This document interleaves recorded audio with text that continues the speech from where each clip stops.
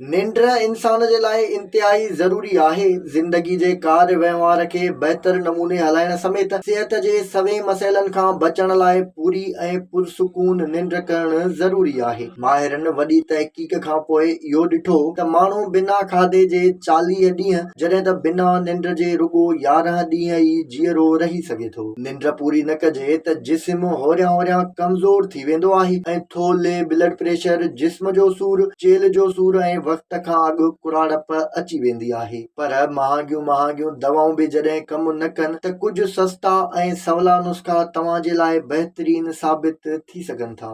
अॼु असां अव्हां खे अहिड़ियूं घरेलू शयूं ॿुधाईंदासीं जिन खे सुंघण सां ई तव्हां खे सुकून जी निंड अची वेंदी। कुझु माण्हुनि खे कॾहिं कॾहिं निंड नाहे ईंदी, उन करे उहे घबराहट जो शिकार थी वेंदा आहिनि ऐं दवाऊं खाइण शुरू कंदा आहिनि ऐं हली हली दवाउनि जा आदी थी वञनि था ऐं निंड न अचण जी बीमारी उन्हनि सां चिंबड़ी पवंदी आहे, जंहिंखां पोइ बिना दवा जे निंड अचणु उन्हनि लाइ ॾुखियो बणिजी वञे थो। अहिड़े माण्हुनि जे लाइ सवलो तरीक़ो इहो आहे त उहे फूदने जी चांहि जो इस्तेमालु कनि या वरी हथनि में फूदनो महिटे पंहिंजे हथनि खे नक जे भरिसां रखी उन्हनि खे सुंघंदा रहनि त खेनि जल्दी निंड अची वेंदी। आगाटे ज़माने जा माण्हू निंड न अचण वारी बीमारीअ जो इलाज खसखस सां कंदा हुआ, जेको अॼु बि कयो वञे थो ऐं खसखस खे निंड न अचण वारे मसइले जे इलाज तौर ई इस्तेमालु कयो वेंदो आहे। सियारे जी मौसम में त खसखस बाक़ाइदा मानीअ सां इस्तेमालु कई वञे थी। ईअं चइजे त खसखस नशो ॾींदड़ खाधो आहे त इहो ग़लति न हूंदो। इहो ई सबबु आहे त भंग जा मवाली भंग में ॿियनि शयुनि सां गॾु खसखस बि लाज़मी तौर इस्तेमालु कंदा आहिनि। उन करे भली इंसान केतिरो बि बेक़रार हुजे, खसखस उनखे मिंटनि में हंध ते